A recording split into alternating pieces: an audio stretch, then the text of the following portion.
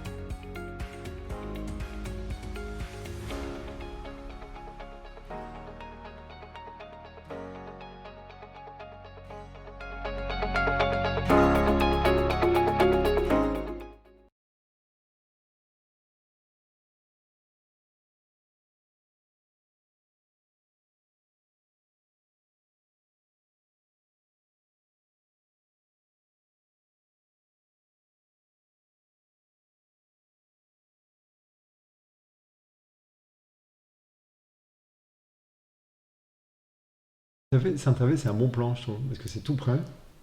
C'est tout près de Vannes, c'est quand même un peu moins cher. Et C'est un peu moins cher.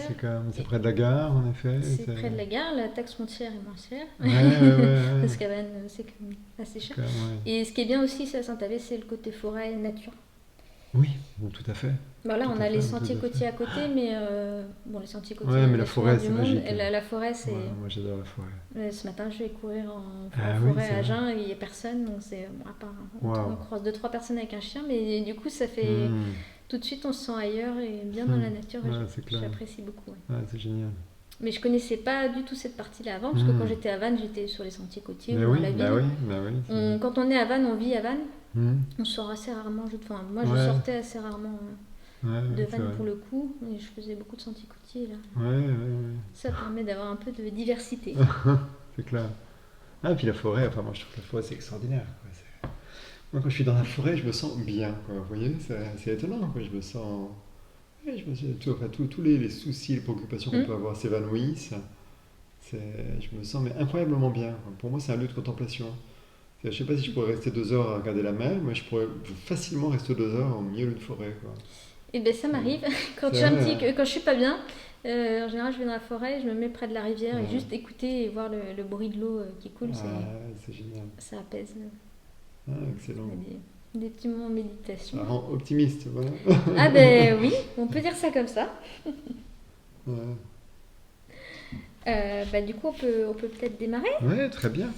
Alors, merci d'avoir accepté cette interview. Merci à vous, Margot. C'est un honneur pour moi de faire cette interview avec vous. Alors, la première question, je pense que les gens vous connaissent, et puis de toute façon, j'introduirai au début du podcast qui vous êtes. Mais si vous pouviez vous définir en 3 tags, 3 hashtags, 3 mots-clés qui donnent Laurent Gounelle, ce serait quoi? Oh, c'est difficile, ça, comme première question. Ah ben, vous vouliez pas que j'envoie les questions avant, donc... Alors, trois mots-clés pour me définir. Bah, Ou qui écoutez, vous caractérise. Oui, bon, il y a humanisme, je pense que c'est quelque chose qui me caractérise, et c'est une valeur pour moi, humanisme, et puis tout ce qui en décline, hein, donc voilà, gentillesse, altruisme, etc. Il y a un autre mot-clé incontournable pour moi qui est partage, qu'on pourrait associer d'ailleurs ou décliner en pédagogie. Moi, je me définis presque avant tout comme un pédagogue. Pourquoi est-ce que j'aime prendre des idées, parfois complexes, et les rendre simples? Parce que j'aime le partage des idées, quoi.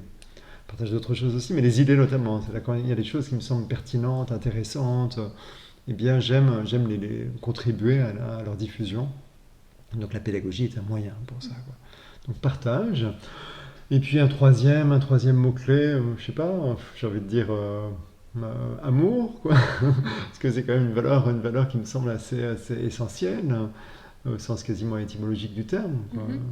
Et je pense que d'ailleurs, un travail aussi bien le développement personnel que le développement spirituel, je dirais, c'est de passer d'un état où on est on est plus dans l'ego, je dirais, c'est vraiment un peu enfermé dans sa personne avec ses problèmes, ses soucis, ses peurs, quoi, à un état d'amour, amour de soi d'abord, et puis aussi amour des autres et amour de la vie, quoi. C'est déjà très riche. Trois mots-clés assez riches. Alors, dans un de vos livres, il y a un personnage qui préconise à un autre personnage, je pense que vous allez retrouver le bouquin, de lister chaque jour 3 choses qui le rendent fier. Moi, on m'a appris les 3 kiffs du quotidien. Alors, qu'est-ce que ce serait pour vous les 3 choses du quotidien qui vous rendent fier à l'issue d'une journée? Là, pour le coup, ça va varier. Ça va varier en fonction des événements du jour et de mes comportements, ou du courage que j'ai ou pas eu dans une journée.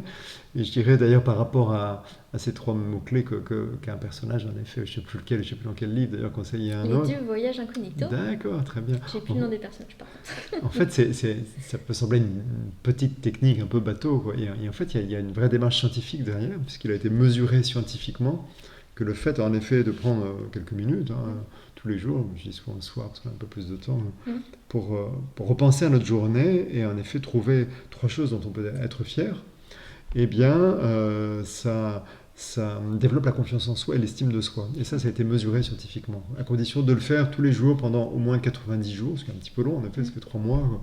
Et il semblerait que ce soit le temps nécessaire pour créer un nouveau lien neuronique. C'est ça, pour qu'il y ait un nouveau chemin entre nos neurones et que ça devienne une habitude de penser, en fait.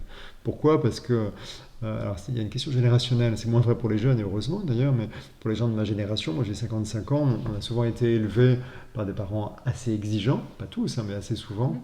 Et alors, il y a des effets positifs à cela, et il y a un effet plus limitant en termes de confiance en soi. C'est-à-dire, en fait, quand les parents sont très exigeants, souvent ils mettent notre attention sur nos défauts, nos imperfections, voilà ce qu'on a fait de mal, entre guillemets. Et du coup, alors ça nous permet de nous corriger et ça développe aussi une motivation pour avancer, s'améliorer, mais souvent ça pêche au niveau de la confiance en soi. Donc le fait d'apprendre, de réaliser qu'on peut être fier de soi tous les jours, c'est très bon pour soi. Mais je ne vais pas esquiver votre question. Oui, c'est ça. Alors me concernant, là, je vous réponds par rapport à aujourd'hui, même si on est encore ça peut être aujourd'hui, au tout début de l'après-midi. En tout cas, je peux être fier aujourd'hui. Écoutez, voilà, un truc qui me traverse l'esprit, j'ai donné mon accord ce matin pour aller parrainer la promotion 2021 du lycée La Canale, à Sceaux, où j'habitais autrefois. Alors ça va me coûter une journée entière, parce que maintenant, comme vous le savez, j'ai quitté la région parisienne, donc une journée entière pour faire l'aller-retour en train, ça me coûtait le billet de train aussi, donc je vais donner de mon temps, et en même temps, je pense que c'est intéressant, parce que là aussi, c'est une question de partage. Moi, j'aurai l'opportunité de faire un petit discours devant quelques centaines de jeunes fraîchement diplômés du bac, et donc leur délivrer quelques messages qui, peut-être, à un moment donné, seront une petite boule de neige qui va dévaler la pente, et pourront être peut-être d'une quelconque utilité. Donc voilà, je suis fier de moi de m'être dit, ok, je me prends une journée entière et je vais la consacrer à ça, quoi. Voilà, quoi d'autre dont je suis fier aujourd'hui. Écoutez,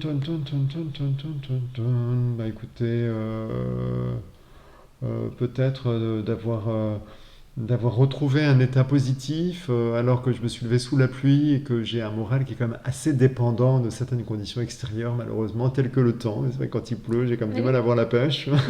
Alors quand il fait beau, en général, voilà, j'ai plein d'énergie. Et j'ai décidé de ne pas me laisser abattre. J'ai décidé que mon état interne ne méritait pas d'être à ce point assujetti aux conditions extérieures. Et voilà, et j'ai réussi, j'ai eu un peu de mal quand même, mais j'ai réussi à prendre sur moi et revenir dans le positif. Ouais. Voilà, Margot. Merci. Alors, on dit souvent qu'en Bretagne, il fait beau plusieurs fois par jour. C'est pour ça que moi, la pluie, ça ne m'imagine pas, parce que je sais que derrière, il y a le soleil. Et j'apprécie les moments de pluie aussi. Pour vous, comment est-ce que vous définiriez l'optimisme ? Moi, je vois ça comme vraiment les petits rayons de soleil qui viennent dans la journée. Quelle serait, vous, votre définition de l'optimisme ? Pour moi, l'optimisme, c'est la foi en l'avenir. C'est-à-dire qu'on peut être optimiste, y compris quand ça va mal. Y compris dans une situation délicate, que ce soit sur le plan personnel, sur le plan professionnel, sur le plan sociétal, comme en ce moment, on vit depuis 1 an et demi une période un peu compliquée, n'est-ce pas ? Être optimiste, c'est croire en l'avenir. Donc c'est une croyance, parce qu'en fait on n'en sait rien, on n'a pas accès à l'avenir, ou éventuellement un peu par intuition, mais ça, c'est un autre débat. Donc a priori on ne connaît pas trop l'avenir, et néanmoins, si on est optimiste, c'est qu'on croit en l'avenir. Ce qui est super intéressant. C'est-à-dire, j'accepte de me dire, je ne sais rien du futur, et néanmoins, je suis convaincu que ça va bien se passer. Alors certains pourraient dire, bah, justement, c'est une croyance, donc c'est pas rationnel, donc ça repose sur rien, donc finalement c'est un peu idiot d'être optimiste, on pourrait dire. Et en même temps, moi je suis absolument convaincu que le fait d'être doté d'une telle croyance, ou même de vouloir y croire, parce qu'on on n'est pas forcément optimiste, d'accord, on peut apprendre à le devenir. Et pour moi, le fait donc de développer ce type de vision du futur participe d'une avancée positive des choses. Alors ça peut sembler un peu bizarre, un peu ésotérique ou spirituel de dire ça, mais je pense que alors déjà ça joue à un niveau psychologique évident, je dirais, hein, et ça chacun peut facilement le comprendre. Si on pense que je vais m'en sortir dans la vie, que même si je traverse voilà, une situation un peu complexe, je vais m'en sortir et tout ira bien, ben, ça va m'aider à accéder à mes ressources. Et le fait d'accéder à mes ressources va contribuer à ce qu'en effet je m'en sorte. Alors que si j'ai une vision noire de l'avenir, je vais être plutôt déprimé. Et si je suis déprimé, on sait que voilà, je ne vais pas pouvoir accéder à mes ressources. D'accord ? Et donc les choses vont aller de mal en pire. Donc ça c'est vraiment au niveau psychologique. Mais au-delà de ce niveau psychologique, je pense qu'à un niveau spirituel, alors là on rentre dans les choses qu'on ne peut pas démontrer, qui sont plus de l'ordre du sentiment ou de la conviction. Mais je pense qu'à un niveau spirituel, en fait, quand on est pessimiste, on alimente une sorte d'égrégore négatif. Vous voyez, finalement, on participe du mal-être ambiant et au-delà de ça, au-delà de l'état, du fait que les choses aillent mal, finalement. Alors, quand on met notre attention sur le positif, d'une part, et que surtout on a chevillé au corps cette conviction que ça ira à l'avenir, eh bien, en fait, on contribue à ce que les choses aillent bien. Donc, on a vraiment tout intérêt, aussi bien sur le plan personnel que collectif, à aller vers l'optimisme. Mais il peut y avoir dans l'esprit de certaines personnes, comment dire, une sorte de lien d'assimilation entre l'optimisme et une forme de naïveté un peu bête. D'accord. Et en France, là, on est quand même le pays de Descartes, donc c'est très très important pour nous de faire savoir qu'on est intelligent. Quoi. C'est ça. Et parfois, pour faire savoir qu'on est intelligent, on préfère adopter une posture, critique et pessimiste. D'accord, qui montre qu'on n'est pas niais, on a bien vu les choses arriver longtemps avant tout le monde, d'accord. Et donc je pense que c'est intéressant de l'avoir à l'esprit, de savoir que voilà, on a tous un peu baigné dans cette culture, si on a vécu en France uniquement, et c'est intéressant de savoir que elle ne nous est pas favorable. Et donc il faut s'en libérer et qu'il n'y a absolument aucun lien entre l'intelligence et la capacité à voir les choses négatives qui pourraient éventuellement nous tomber dessus. Et alors, vous dites qu'on peut devenir optimiste. Est-ce qu'on a besoin d'un déclic, comme une voyante qui nous annonce qu'on va mourir, pour devenir optimiste ? Je vois que vous faites allusion à l'un de mes romans. Quoi. D'accord. Eh bien, ça peut être un déclic. Ça peut être un déclic. Pourquoi ? Parce que si on pense qu'on va mourir, soit parce qu'une voyante nous l'annonce, soit parce qu'on apprend une mauvaise nouvelle lors d'une visite médicale, par exemple, ce qui malheureusement arrive tous les jours pour un certain nombre de gens, eh bien, ça remet les choses en perspective, et donc ça conduit à voir la vie différemment. C'est-à-dire, si on vous dit, voilà, vous n'en avez plus que pour 5 ans à vivre, à ce moment-là, j'ai envie de dire, l'avenir de la société, de votre métier, ou de je ne sais quoi, vous importe peu, quelque part, puisque vous savez que vous n'en avez plus que pour 5 ans. Donc la question va être comment savourer tant bien que mal ces 5 années qu'il vous reste à vivre. Vous voyez, donc ça change complètement la donne. Maintenant, pour répondre à votre question, j'espère, je ne suis pas sûr, mais j'espère qu'il n'est pas nécessaire d'en passer par là pour apprendre l'optimisme. Et je pense qu'en fait, moi je crois quand même en la force de la volonté. Je pense que l'esprit, a été conditionné, par notre personnalité, ça on ne la choisit pas. Voilà, toutes les recherches montrent qu'on vient avec, ça se manifeste dès notre naissance, et la personnalité va de pair avec une orientation de l'attention, qui est donc une certaine vision de la vie, et un paquet de croyances, tout un système de croyances qui va de pair. Mais au-delà de ça, on est en effet influencé beaucoup par l'éducation, donc ça c'est indépendant de notre personnalité. Donc oui, est-ce que les paroles que nos parents ont pu répéter, donc on a entendu des milliers de fois peut-être dans notre jeunesse, forcément à un moment donné ça a aussi conditionné un peu notre vision du monde, notre vision des choses, et donc notre croyance en un avenir positif ou pas, forcément. Et malgré tout ça, eh bien, il y a moyen, je pense, de reconditionner son esprit, c'est-à-dire à un moment donné de prendre sa vie en main, entre guillemets, et de se dire, ok, j'ai tendance, par exemple, hein, à voir les choses un peu négativement, ou à penser que les choses iront mal, et je peux choisir de mettre mon regard sur le positif. Je peux choisir de croire que peut-être que les choses n'iront pas si mal que ça, et donc changer mon regard. C'est pas facile. Non.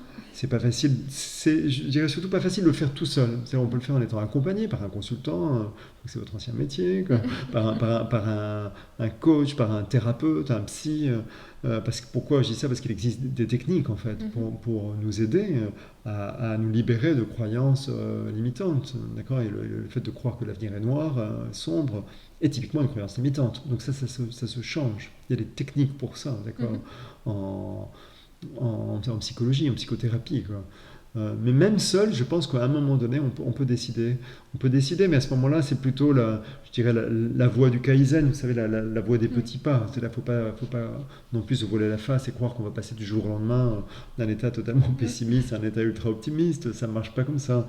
Et je dirais que pour moi, la première étape, c'est une étape de conscience. Prendre conscience déjà que on a tendance à voir l'avenir de manière négative. Et réaliser que ce n'est qu'une croyance, que ce n'est pas la réalité, parce qu'une fois de plus, on n'a pas accès à l'avenir. D'accord? Donc accepter, reconnaître à soi-même, hein, pas aux autres, c'est toujours très dur de reconnaître aux autres, auprès des autres, mais reconnaître auprès de soi-même que voilà, c'est une croyance, ce n'est pas la réalité, et que cette croyance a forcément des effets négatifs sur moi, quelques effets positifs, mais beaucoup d'effets négatifs, et que c'est intéressant de chausser une autre paire de lunettes. Et donc, partant de là, d'essayer de se dire, de se répéter que peut-être que les choses iront bien, peut-être que je vais m'en sortir, peut-être que la planète sera sauvée, peut-être que voilà, mon entreprise, si je suis en entreprise, évoluera bien, etc., etc. Apprendre à mettre son regard sur les choses positives et à y croire, quoi. Et justement, dans vos livres, vous parlez beaucoup de confiance en soi, libérer son mental, se libérer des peurs. Est-ce que ça va de pair avec le fait de devenir optimiste, selon vous? Oui, forcément. D'abord, si je parle de ça, je pense que c'était quand même beaucoup mon problème à l'origine.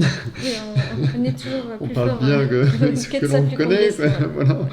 Mais évidemment qu'il y a un lien, parce que l'optimisme est quand même pour moi assez associé à un état de confiance. Confiance en soi, confiance dans les autres et confiance dans la vie. Pourquoi? Parce que si vous n'avez pas confiance en vous, vous n'avez donc pas confiance dans vos capacités, donc vous n'avez pas confiance dans votre capacité à vous en sortir à l'avenir.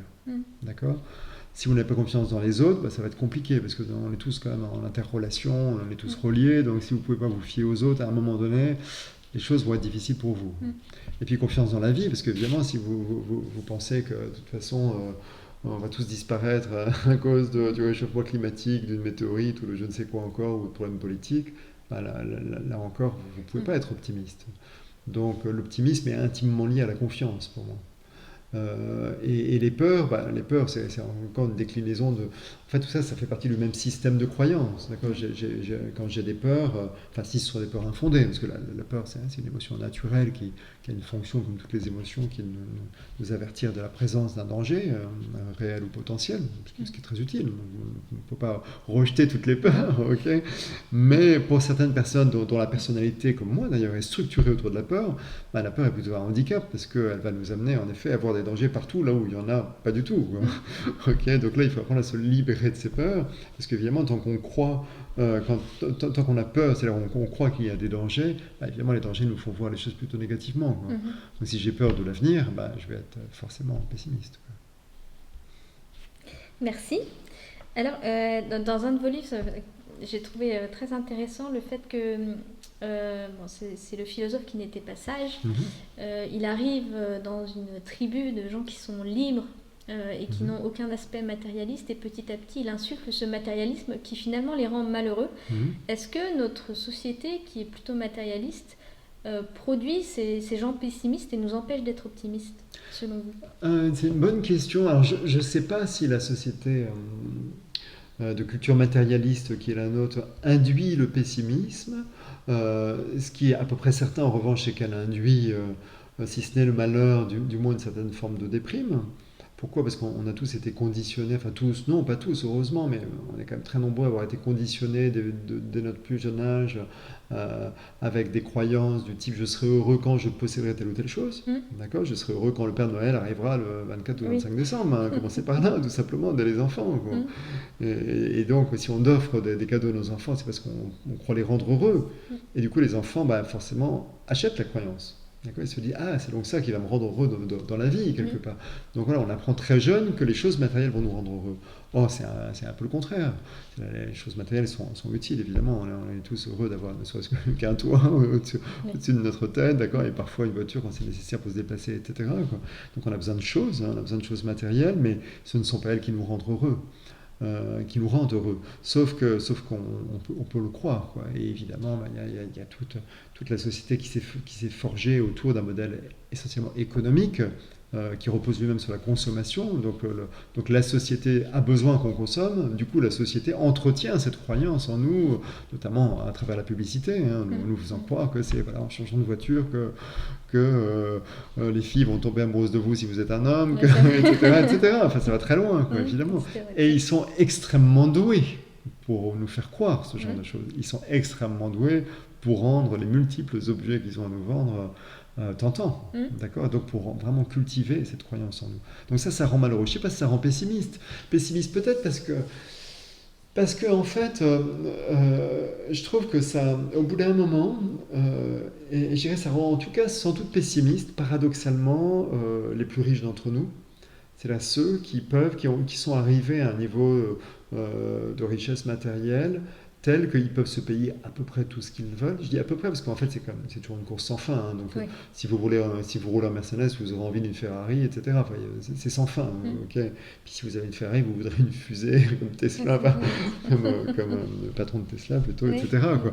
C'est une course sans fin. Mais néanmoins, et ça on le constate, alors je ne veux surtout pas faire une généralisation, parce qu'il y a des gens riches qui ont par ailleurs une profondeur spirituelle, je ne sais pas, incompatible, mais assez souvent, d'accord, vous voyez des gens très riches et on voit dans leur comportement ou dans leurs paroles, quand on les écoute, et parfois même ça se grave sur leur visage, on voit qu'ils sont profondément malheureux. Et donc pessimistes, pourquoi? Parce que quelque part, ils le ressentent, parfois un peu confusément et peut-être même inconsciemment, mais ils le ressentent quand même qu'ils ne seront pas heureux. Donc ils vont évidemment continuer parce que chacun est un peu embarqué dans un modèle du monde et une course après quelque chose. Et je pense que quand on est vraiment riche, on réalise que ça ne rend pas heureux. Quoi. Avant, on peut encore se bercer d'illusions tant qu'on ne l'est pas. Et quand on l'est, voilà, on le réalise. Et donc si on a misé toute sa vie sur la richesse matérielle pour son bonheur, au bout d'un moment, forcément, ça mène à la dépression. Forcément, puisque c'est une voie de garage, vous voyez. Et donc à un moment donné, ces personnes vont ressentir la vacuité d'une telle existence. Quoi. Donc il est possible que ça induise un certain pessimisme à ce moment-là. Merci. Alors vous parliez tout à l'heure d'intuition. Oui. Et moi je crois beaucoup à la pensée créatrice. Donc est-ce que si je pense que quelque chose va bien se passer, ça va bien se passer parce que je le pense, ou est-ce que c'est vraiment parce que je l'intuite? C'est une excellente question à laquelle il n'y a pas de réponse. Dans les adeptes de la fameuse théorie, comment on l'appelle déjà, la théorie de... c'est avec consiste, c'est-à-dire si je vois les choses positivement, si je crois très fort, ça va se dérouler aussi. J'ai lu plein de bouquins avec théorie, mais j'ai plus le nom. Bon, en fait, j'adhère pas vraiment à ça. J'adhère pas à ça. Pour moi, il suffit pas de visualiser que vous allez. Le secret alors peut-être. Par exemple, voilà, mais la loi de l'attraction. Oui, voilà. la loi de l'attraction. Donc, j'y adhère pas complètement. Pourquoi? Il y a une part de vérité dedans. Une part de vérité, c'est que si on croit vraiment en quelque chose, il y a plus de chances que cette chose se produise. On l'a un peu évoqué tout à l'heure. Mais pourquoi j'y crois que modérément?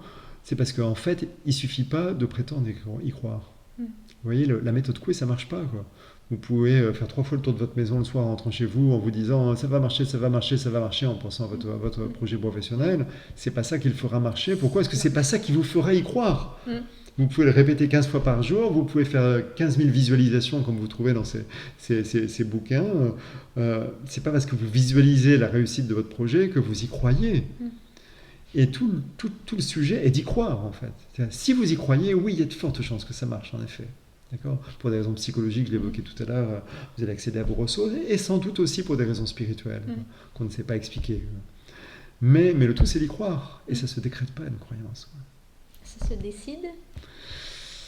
Non, pas vraiment. Parce que vous pouvez dire, voilà, à partir du moment où je décide que je crois en mon projet, et puis peut-être que tout au fond de vous, il y a une toute petite voix qui va vous dire, oui, mais ça ne va pas marcher. Et ça, vous ne pouvez pas l'en empêcher, vous ne pouvez pas la faire taire. Vous voyez. Donc la question pour moi est plutôt, qu'est-ce qui va faire que je crois? Alors, on parle des projets, mais ça peut être de tout, peut s'agir de tous les sujets. Hein. Qu'est-ce qui va faire que je crois que ce projet va marcher? Qu'est-ce qui va faire que je crois que je vais trouver l'âme sœur si je suis célibataire? Qu'est-ce qui va faire que je crois que je vais trouver la maison ou l'appart de mes rêves si j'en suis en quête, quoi? D'accord? Et c'est ça la vraie question pour moi. Et c'est pas juste le fait de pratiquer une petite visualisation qui va marcher. Pour moi, c'est plutôt faire évoluer notre relation à la vie. Et quitter, alors tout à l'heure on parlait de se défaire du matérialisme, mais là ce serait se libérer d'une vision trop cartésienne de la vie. C'est-à-dire, si on croit vraiment que la vie n'est que des choses qui s'expliquent par les sciences physiques, ben évidemment, et qu'il n'y a aucune magie, il n'y a rien d'autre que ce que je vois et ce qui a à ce jour été démontré scientifiquement, ben c'est sûr que ça ne va pas m'aider à changer ma vision de la vie. Mais si j'accepte d'entrevoir que peut-être qu'il y a des choses qu'on n'explique pas, qui sont de l'ordre spirituel en l'occurrence, eh bien à ce moment-là, si j'accepte qu'il y a des choses qu'on n'explique pas, ça peut me donner une confiance dans la vie qui est différente. Parce que ça veut dire que je ne décide pas de tout dans ma vie, d'accord? Donc même si j'ai en moi des limitations, des défauts ou certaines incapacités, c'est pas pour ça que je n'accéderai pas à un certain nombre de choses, parce qu'il y a des choses qui m'échappent, d'accord? Et si je développe une confiance dans la vie, à ce moment-là, je peux croire à un certain nombre de choses plus facilement. Je ne sais pas si je m'exprime bien. Si, pour moi c'est clair. Bon, après, je sais pas pour les auditeurs, ils diront. Oh. Alors, il y a une citation que j'ai prise dans un de vos bouquins. Il y a deux citations, ce sera les deux prochaines questions. Je crois que chacun rencontre dans son existence un grand nombre d'opportunités en tout genre, et que certains savent les repérer et les saisir, d'autres pas. Et pour moi, l'optimiste, c'est aussi celui qui sait voir les opportunités dans les difficultés. Oui, mais la capacité de percevoir les opportunités dans les difficultés est intimement liée à la vision de la vie, une fois de plus. Si vous avez une vision de la vie qui est assez négative, vous n'allez pas voir les opportunités. Il y a une expérience qui a été menée, une expérience tout à fait scientifique, où on interrogeait des gens, des cobayes, on faisait en psychologie, des volontaires, quoi. Et on leur demandait de dire s'ils ont ou non de la chance, quoi. Donc oui, il y a des gens qui se considèrent chanceux et il y a des gens qui se considèrent malchanceux, d'accord? Et puis ensuite, alors attendez, il faut que je me souvienne de cette expérience, que je la raconte dans l'un de mes bouquins, mais ça fait tellement longtemps que je n'arrive pas à vous en souvenir, mais elle est incroyable. Vous ferez un break au montage, désolé, je vous donne du boulot. Il y avait un truc, je crois qu'on leur posait une question par rapport à un journal à feuilleter. Et, ah oui, c'est ça, on leur demandait combien il y a de photos dans ce journal. Et je crois que c'est ça. Ouais, ça doit être quelque chose comme une estimation. C'est juste comme ça, une estimation. Et en fait, et au milieu du journal, je crois que c'était écrit en gros, il y a 54 photos dans le journal. Et certains le voyaient, d'autres ne le voyaient pas. Et en fait, c'est ceux qui étaient chanceux qui le voyaient. Il y a un truc comme ça.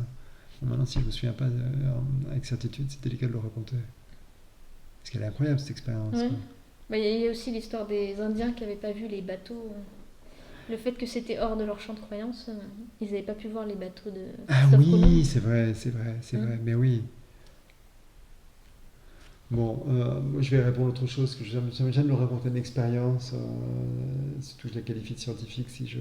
Oui, si vous n'avez pas tous les éléments. Pas tous les éléments. Donc, reposez votre question. La question, c'était quoi ? C'était par rapport à la citation. Donc, je crois que chacun rencontre dans son existence un grand nombre d'opportunités en tout genre et que certains savent les repérer et les saisir, d'autres pas. Et le lien avec l'optimisme. Oui, c'est ça. Bon, il y a de toute évidence un lien entre la chance, la capacité de saisir les opportunités et la vision de la vie, quoi. Si vous vous voyez comme quelqu'un de malchanceux, ça veut dire que vous avez la croyance qu'il vous arrive que des choses négatives.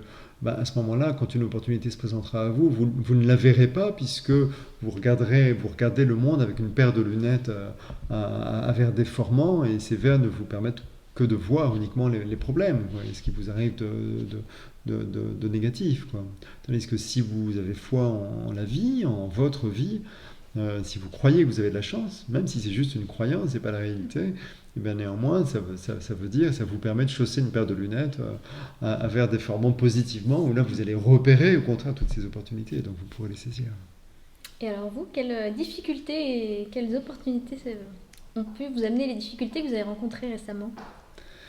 Vous pouvez Oui, la question était mal posée, je vais la refaire. Est-ce que vous avez rencontré une difficulté récemment qui vous a amené justement à voir l'opportunité derrière, et si oui, c'était quoi? Est-ce que j'ai vécu une difficulté récemment qui m'a conduit à voir une opportunité derrière? Et si oui, quoi?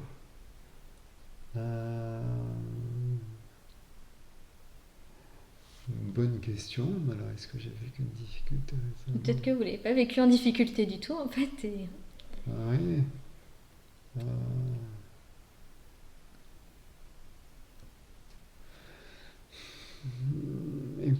Moi, en fait, les difficultés que je vais vivre, que je vis ces derniers temps, sont, heureusement, je touche du bois, des petites difficultés, mais dans l'exercice de mon métier, quoi. Ça va être, par exemple, là, je veux raconter une scène, je suis en écriture en ce moment, je veux raconter une scène, et parfois ça se passe mal.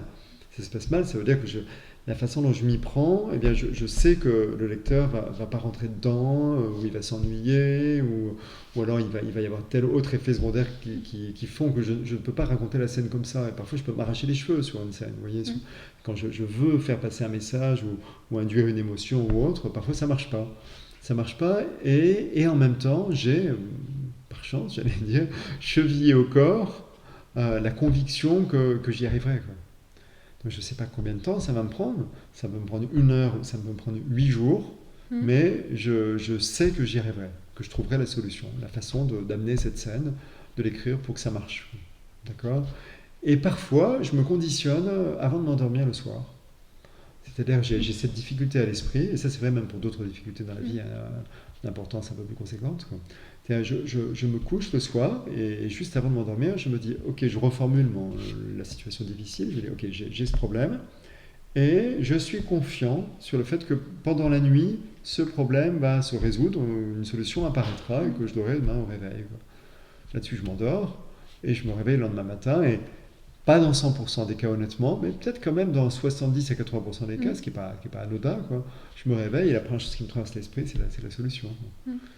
Et donc évidemment, plus vous faites ce genre de choses en percevant les résultats positifs, plus ça vous encourage à continuer, et donc plus ça marche, quoi. Bah justement, dans le cadre de mes 2 propositions qui ont été acceptées, je me suis endormie avec ça, et sauf que le matin, j'oublie en général avec quoi je me suis endormie.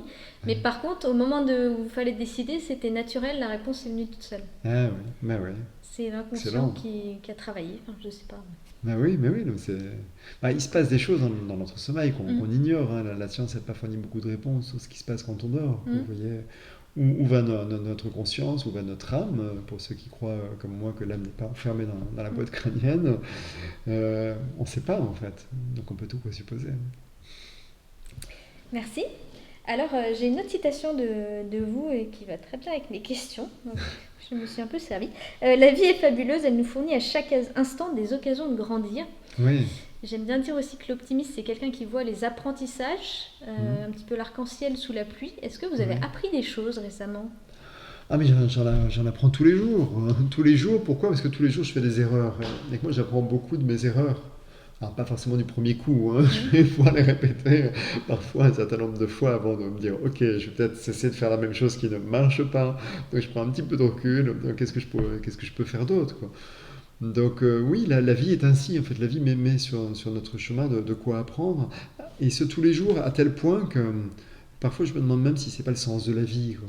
Si notre âme ne s'incarne pas dans ce corps qui est le nôtre pour pouvoir expérimenter des choses, parce que c'est ce que permet la vie incarnée, hein. On peut faire des choses, réaliser des choses, et puis se tromper et apprendre, quoi. Et peut-être que notre âme, si, comme je le pense, mais il n'y a pas de certitude par rapport à ça, elle est bien dissociée du corps, c'est la vision platonicienne, n'est-ce pas? Et si notre âme donc s'incarne, peut-être qu'elle s'incarne pour cette raison, pour pouvoir apprendre des choses qu'elle ne peut pas apprendre quand elle est dans un état plus éthéré, quoi. Oui, moi j'y crois beaucoup. Et que dans le cadre de la mort, l'âme se réincarne potentiellement pour apprendre d'autres choses aussi dans d'autres vies. Ça, je le couperai au montage, mais... Je suis convaincu, Enfin, hein. ouais, c'est Convaincu. Et notamment depuis que je pratique l'intuition, ça fait 6 ans, Mhm. le fait de parvenir à capter des informations, et pas que des informations, des sensations qui viennent d'un événement qui s'est déroulé il y a 3 siècles à l'autre bout du monde, Mhm. je ne vois pas d'autre explication que de se dire ma conscience se déplace, elle va dans le temps et dans Mhm. l'espace pour aller chercher ces informations. Et donc Mhm. ma conscience n'est pas enfermée dans ma boîte crânienne. Non, il n'y a pas que le cerveau. Ouais, il n'y a pas que le cerveau, c'est pas un sous-produit du cerveau. Non, non, non. Mm. Moi, j'ai une dernière question avant que je passe à la petite question de mon interview précédente. Et là, j'ai repris une citation, décidément. Il y a une grande différence entre connaissance intellectuelle et transformation intérieure. Ce n'est pas parce que vous accédez mentalement à un concept que vous le vivez. Alors justement, on parle d'optimisme. On en a parlé de façon très théorique, même si c'était illustré. Comment est-ce que concrètement on peut vivre l'optimisme? Quel serait votre conseil pour... Pour vivre l'optimisme, Ouais. alors moi je dirais expérimenter. Pour moi, la vie est expérience, quoi. On n'est pas là pour réussir des choses, c'est ça qu'il faut comprendre, quoi. Même si on peut avoir été conditionné depuis notre plus jeune âge à réussir, à avoir des bonnes notes à l'école, etc., à réussir ce qu'on entreprend, pour notre entreprise, si on est salarié, etc. Mais et néanmoins, ça n'apporte pas grand-chose en fait de réussir. Si ce n'est que ça renforce la confiance en soi, ce qui est très bien, ça, il y a d'autres effets positifs sur le plan matériel, mais c'est pas grand-chose en fait. Et en revanche, l'expérience, quelle que soit son issue, donc y compris si ça débouche sur un échec, c'est hyper profitable en fait. Et donc je pense que la vie est d'expérience, et comme je l'évoquais il y a 2 minutes, aussi si notre âme, je pense, s'incarne dans ce corps, c'est pour nous permettre d'expérimenter des choses, donc il ne faut pas se priver. Mm. Et c'est intéressant, on parlait de différentes visions de la vie que peuvent avoir les gens tout à l'heure, moi je trouve que c'est intéressant de développer une vision de la vie telle que voir la vie comme un terrain de jeu finalement. Mm. Si on voit la vie comme un terrain de jeu et d'expérimentation, alors on est forcément positif, optimiste. Pourquoi? Parce que forcément, ça veut dire que j'ai plein d'expériences à vivre. Certaines qui vont être drôles, d'autres qui seront moins, certaines qui vont réussir, d'autres qui vont échouer. Et c'est pas grave parce que tout ça, c'est de l'expérimentation. Et donc je trouve que ça file la pêche et donc ça rend optimiste. Un peu comme un enfant qui s'émerveillerait Oui, complètement. quotidiennement. Complètement, tout à fait. Et oui. Merci. Alors on va passer à la petite question. Donc la question vient de Anne-Laure. Okay. Je ne sais pas si vous la connaissez ou si vous avez déjà été dans son magasin. Ça s'appelle Terre de Fèves à Vannes. Oui, juste tout à au-dessus fait. des Halles d'Hélice, là, près de chez Sobi. Oui, complètement. Donc elle tout fait à de fait, la elle fait de la chocolat. Elle fait un chocolat exceptionnel. Voilà. Et il paraît que vous êtes fan de chocolat et que vous cachez les plaquettes dans votre bureau. C'est Europe 1 qui me l'a appris. Et sa question, qui est un dilemme, moi je ne saurais pas répondre. Êtes-vous plutôt chocolat noir ou chocolat au lait? Et une question qu'elle me pose à moi ou elle ne savait pas qu'elle serait Non, elle ne savait pas que c'était vous. Eh bien écoutez, alors je suis plutôt chocolat au lait, mais je consomme plus de chocolat noir parce que je sais que c'est meilleur pour la santé. Donc je surveille quand même ma consommation de sucre. Mais ceci étant dit, voilà, je suis très très séduit par le goût du chocolat au lait. Ah oui, quand même. Merci, alors on va passer... sinon, du coup, votre question, Donc, je ne sais pas qui sera interviewé. D'accord, encore. ok, c'est rigolo ça. Mais... Donc, une question. C'est vachement sympa ça. Alors... réflexion, quelle question je vais poser à mon successeur?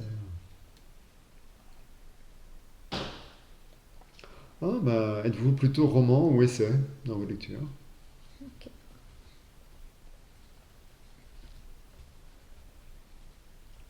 Et votre réponse là-dessus, vous? Moi, vraiment les deux. Ah oui? Ouais, je lis un peu plus de romans quand même. Ouais, je dois lire 2 tiers de romans, 1 tiers d'essai. Super. Et bien on va passer maintenant aux questions sur vous. Et première question, est-ce que vous avez une anecdote incroyable, quelque chose d'un peu insolite à nous raconter sur vous? Est-ce que j'ai une anecdote incroyable à vous raconter sur moi? Un truc un petit peu rigolo qui sort de l'ordinaire, qui vous est arrivé? Une anecdote rigolote. J'en ai une qui me traverse l'esprit, mais elle date un peu. Je devais avoir 20 ans à l'époque. C'est pas grave, hein? C'est vraiment une anecdote rigolote, hein. Hmm. Il y a aucun fond, Ah non, non, non, là, il n'y a aucune pas besoin d'avoir de profondeur. fond, non, non. Eh bien, je rendais visite à ma sœur qui vivait à New York à l'époque, et elle s'apprêtait à se rapatrier en France. Et elle me dit, écoute, j'ai beaucoup de voyages, de bagages, ça va être compliqué, est-ce que tu veux bien rapporter une valise? Je dis, ok, pas de problème. Donc je prends l'une de ces valises. Donc je débarque à Paris avec deux valises, la mienne et celle de ma sœur. Sauf que je me fais arrêter par la douane, le douanier me dit, vous pouvez ouvrir cette valise, s'il vous plaît? Oui, pas de problème. Et je ouvre la valise, et il se trouve que c'était celle de ma sœur. Et là, on voit une collection de soutien-gorge, petites culottes et autres petites robes légères. Voilà, j'ai eu un grand moment de solitude quand même. Ah oui, bah oui, j'imagine, là. Je voyageais seul, hein, je précise. Bon, au moins, ils n'ont pas trouvé de drogue ou autre Voilà. substance illicite dedans. Chacun, après, c'est pratique. Alors, la Bretagne et vous en un mot. Ah, une histoire d'amour. Un coup de cœur qui a commencé très jeune. En un mot. Ok, Oui, mais c'est pas grave, vous pouvez étayer. Hein. d'accord. Non, mais en fait, quand j'étais petit, on allait souvent en vacances en Bretagne avec mes parents. Mhm. On faisait du camping à la ferme. Alors, on a commencé en Bretagne du Nord, à Trébeurden, et puis ensuite sur la presqu'île de Crozon, à Morgat. Donc voilà, très tôt des vacances en Bretagne. Et puis, quand on a voulu quitter Paris, mon épouse et moi, bah, j'ai tout de suite pensé à la Bretagne. Pour moi, c'était un peu une évidence. Voilà, donc on est très heureux ici depuis 4 ans. On a quitté Paris il y a 5 ans, mais ça fait 4 ans qu'on est ici. Et en Bretagne, moi j'aime tout. D'abord, j'aime le climat, ce qui peut surprendre, mais Mhm. j'aime le Mhm. climat breton. J'aime les paysages, j'aime la végétation. J'aime les gens, j'aime la culture bretonne. Mhm. Voilà, les Bretons sont des gens intelligents, sérieux, travailleurs, fiables, gentils, qui sont autant de qualités que j'apprécie. Voilà, maintenant je sais pas s'il faut le diffuser, parce qu'on n'a pas forcément envie que tout le monde débarque en Bretagne. C'est vrai. Alors, si vous devez citer un seul petit coin de paradis en Bretagne, vraiment l'endroit Un qui, seul petit coin de paradis en Bretagne. votre endroit de ressourcement, le- Un seul.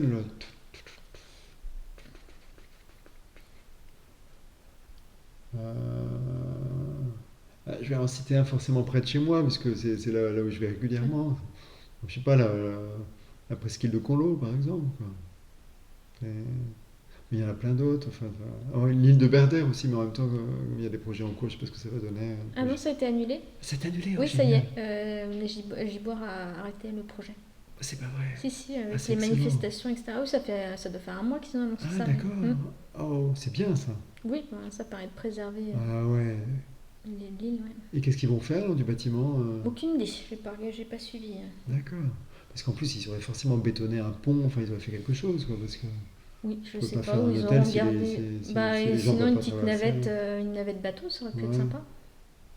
ouais, peut-être. Ouais. Hmm. À l'hôtel, les gens veulent être indépendants, ils veulent pas dépendre d'une navette, pourquoi ils veulent, je sais pas. Bon, une navette qu'ils auraient fait Ah eux, oui, c'est peut-être vrai, un petit si c'est bac, un c'est hôtel de ça. luxe, enfin c'était Ouais, prévu c'est hôtel vrai. de luxe, donc ils auraient pu faire Ouais, un c'est petit vrai. truc sympa. Ouais, ouais, c'est vrai. Mais... Bon, alors on va dire ça plutôt que Conlo, alors. Si les gens pas. Donc, mon petit coin de paradis en Bretagne, c'est l'île Berdère, qui est une toute petite île donc dans le Morbihan, hein, sur la côte sud de la Bretagne, et qui est un endroit encore préservé et assez sauvage. Oui, magnifique. Ouais. Alors, plutôt phare breton ou Queen Amman? Plutôt faire breton. Ah, ok. Avec ou sans pruneau? Parce que le vrai. Avec Pono. Ah oui, mais le Ouais. vrai, il est sans pruneau. C'est vrai, Oui. moi. Non, mais le kouign-amann, ça m'achève, c'est trop gras pour moi. C'est une Ah hérésie, ce oui. gâteau, quoi. C'est du beurre dessus, quoi. Il n'y a que Et un ça, peu quoi. de farine pour que ça colle ensemble. Oui, c'est ça. Mais bon, on va pas critiquer le kouign-amann, parce que c'est quand même Ah une non, on peut pas institution aussi. aussi, hein, Ah on oui, peut mais pas- moi j'adore le Queen Ah oui, Amman. Ah oui, oui, mais moi, j'aime la première bouchée, quoi.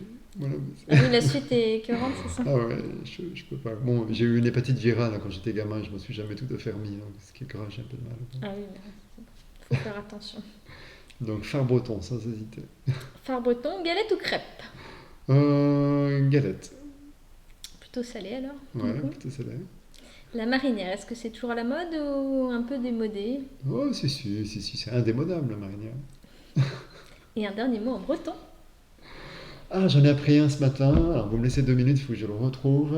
Je couperai au montage. Euh, Non, mais c'est ma fromagère qui me l'a enseigné dans Ah, l'Oral de Lys. Ça veut dire bon vent en breton. Alors c'est Volmat, je crois. il faut vérifier parce que Je, sinon je vérifie, c'est vrai. c'était beaucoup Yermat. C'est vrai. De Ah oui, c'est vrai. toute façon, moi je connais rien d'autre en breton, je parle pas breton. Et là, Kenavo, c'est très Bon, bien. allez, Kenavo. Bon, eh bien, Kenavo, Merci. que tout le monde comprendra.